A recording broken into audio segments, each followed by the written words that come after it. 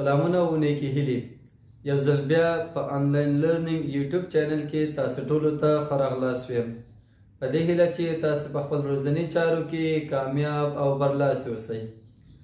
د انګلیسي د 26 تورو په روانه لړۍ کې نن درته په ای او اف توري کې لږ څه وضاحت کوم هیله ده چې ویډیو تر پایه وګورئ او خپل ملګرو سره شیر کړئ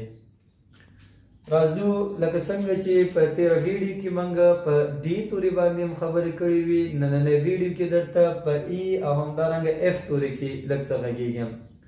لومړی د ای توري په اواز یا هم ساوند کې خبرې کوو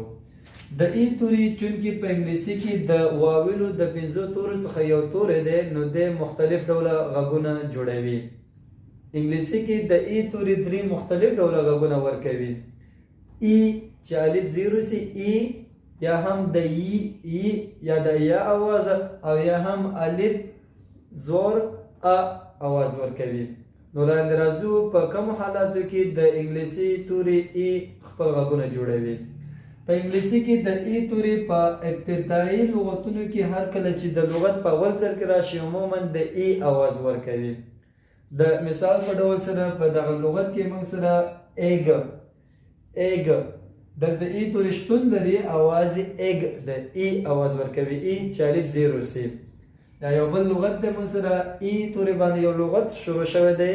اواز موږ سره الف زیر یا هم ایلیفنٹ ویل کېږي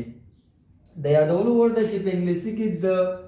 ای توري 90% اواز د ی یا هم د ی ورکوي 90% غږ د ای یا ی ده د مثال په ډول سره په دانې لغت کې موږ د ای توري ی تلفظوي هن یا هم هیر او داس نور مثالونه او په ځینې حالاتو کې کوم چې ډېر کم حالات دي په انګلیسي کې د ای توري د ا اواز هم ورکوي ا اواز لکه د مثال په ډول سره په دې لغت کې پرسن نه ویل کېږي پرسن یو بل لغت دی دلته موږ سره د ای توري خپل اواز ا ورکوي لکه سنټر نو ویلی شو چې په ځینې حالاتو کې د انګلیسي ای توري کله کله د ا اواز هم ورکوي کوم چې ډیر زیات کم حالاتو کې جوړوي نو په انګلیسي کې د ای توري 3 ډوله غږونه ای او همدارنګه ا اواز ورکوي د ای توري ساکنوالی په انګلیسي کې د ای توري عموما د یو لغت په اخره برخه کې خپل غږ له منځه ورکوي یا هم نه افاده کوي کوم چې یو ډیر زیات مشهوره قاعده ده یعنی هر کله چې په یو لغت کې اخر سر کې د ای توري واقع شي یا راشي د ای توري اواز خپل له منځه وړي لکه د مثال په ډول سره دا لغت منګه ټیکی نه ویو ټیک د ای اواز نشته یا یو بل لغت د موږ سره نالجی نه ویل کېږي نالجی بلکې نالج دا فرض کوي چې بیخي د ای توري شتون نه لري خو لیکلي حتمي او ضروري دی نو د لغت په آخر سر کې د ای توري خپل اواز له منځه ورکوي یا هم نه افاده کېږي د یادولو وړ دی چې دا قاعده په اکثرو ځایونو کې یعنی اپلای کېږي نه په ټولو ځایونو کې یو بل خبره باید یادونه وکړم په انګلیسي کې ای ته میجیک ای هم ویل کېږي